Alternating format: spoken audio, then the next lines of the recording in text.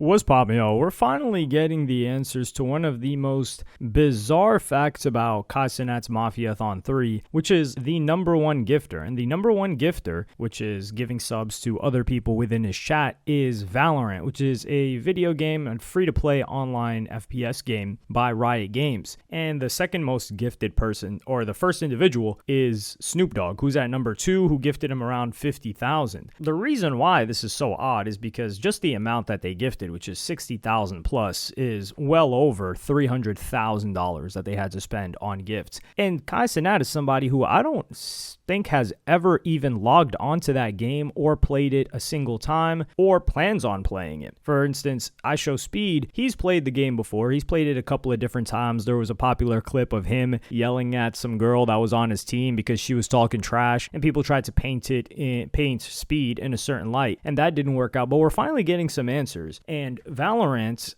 their actual somebody that works for them, gave the response, but this tweet gave some context, and it said the following: Valorant was receiving negative feedback about its spending on September, namely $360,000 on Cenat, prompting the head of Valorant to respond to the criticism. So this criticism was coming from Valorant players, because a lot of Valorant players, especially the ones that follow the competitive scene, because there's a competitive scene of professional players in this game, they're like, yo, this game is messed up, this game sucks, and you guys are donating to this guy who doesn't even play your game? What the hell is up with that? Keep in mind, the reason why I assume this is the conversation is because this is every single game. Their player base all feels like it sucks, at least at that point in time, and then they reminisce on the good old days when they also said that it sucked at that point in time. But it says September is also something where Twitch urges people to sub. I think they have like their subs are 25% off or 20% off or something like that. Most interestingly, he discloses that Valorant doesn't pay for the subs. Instead, they pay for the naming rights. And this is very interesting, and this opens up a little bit of like the business side that I didn't even think was a thing. He goes on to say, this is fascinating to me. Valorant would have had to pay millions of dollars to Twitch, considering the extensive advertising spread across every channel, in banners, in the checkout flow, in chats, on the sub leaderboard, and in marketing materials, among other places. It's a massive campaign that must cost a significant amount. So people are talking about the donations of subs to Cenat when it may have costed 10 times as much, if not more, to make Valorant the video game as the spread of September. So the way that it works is, let's say I gift a random streamer 5 subscriptions. Valorant automatically donates 1 subscription. But what this guy is saying here is that it's not Valorant that's donating the subscription. They just had these rules in place with Twitch, and Twitch is the one that's donating the subscriptions or handling the payment of the subscriptions. They're not paying these creators individually. They paid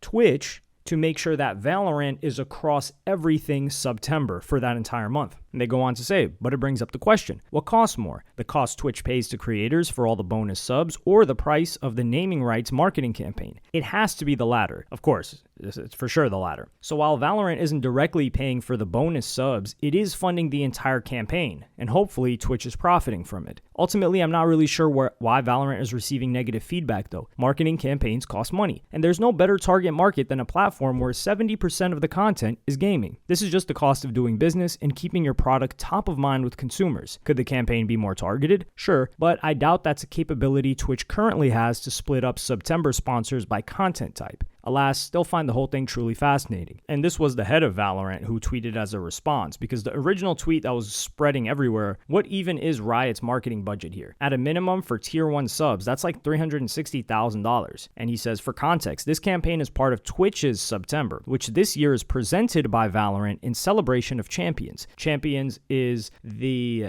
global, I think it's once a year tournament. Don't quote me on that, but I think that Champions is the tournament that they have. It's like the biggest event of the year competitively, and it gets a ton of viewership. Every partner and affiliate on the platform benefits from this. An automatic gift sub for every 5 gifted subs, with Twitch matching your gifted sub, and then he gives them the details. And then he says, so Twitch pays for all the subs, and Valorant just paid to get the naming rights and promote champs? Or am I misunderstanding? He says, yes, that's correct. We're sponsoring the event, not gifting the subs, which adds a lot of context, because people are thinking like, what the hell? Why is this video game focusing on Cenat? Granted, think about how many people saw Valorant for the first time and became aware of it on Cenat's stream when it's the top gifted name on there. It was probably good for them that they did it in September, because a ton of people that watch Kai will probably check out the game. But there was pushback from the Valorant community. And one of the people that was attached on this tweet, a separate user, said, Riot has received a lot of criticism for not supporting the Tier 2 competitive scene Valorant. Tier 2 competitive scene is basically, like, think about like the G League or the D League of the NBA. Like the people that can't hack it, or the people that are close to getting to the next level, but they're not there yet. And they're in this limbo kind of scene where, are they going to make it as professional players or are they not? Besides people not understanding marketing sponsorship agreements, I think fans get very frustrated with VCT, Valorant, Champions, something, and lack of support for the scene except for Tier 1. So they think this money should have been invested into the Valorant competitive scene instead of this, when they do the math out of Riot was truly paying for all of these Tier 1 subs. No, that's absolutely false and it's wrong. And this is the thing with competitive. The people that follow or participate in the competitive side of games is that they overvalue how much value or how much money, how much revenue they drive for the company. It is such a small scene. Nearly all of these professional leagues are a loss of money for the organization. They do not make money, they are not very profitable, and they're taking an L on them. And that's for the Tier 1 scene, which is the best players in the game. Now, when you start dropping down to Tier 2, why are they going to put more money in there? When these Tier 2 players are just people that are interested in watching, including watching competitive games, they are such a tiny minority. So why would they spend more money on them when it's the casual players and getting new players into the game that's going to give them more revenue? And then with more revenue, they can divvy it up and invest more into these leagues that are losing them money anyway. Because the more excess money that the game has, the more that they can just throw it at the competitive league. It's kind of like Fortnite, right? Like Fortnite's a battle royale. There's like RNG involved. I'm not saying it's not competitive, but the game wasn't designed with the intention of it being competitive and like, oh, this person versus this person, as opposed to, let's say, like a Rocket League, for instance, or even a FIFA or an NBA where there's a competitive aspect to it and it makes sense. But Fortnite makes so much money that they just start tossing it at the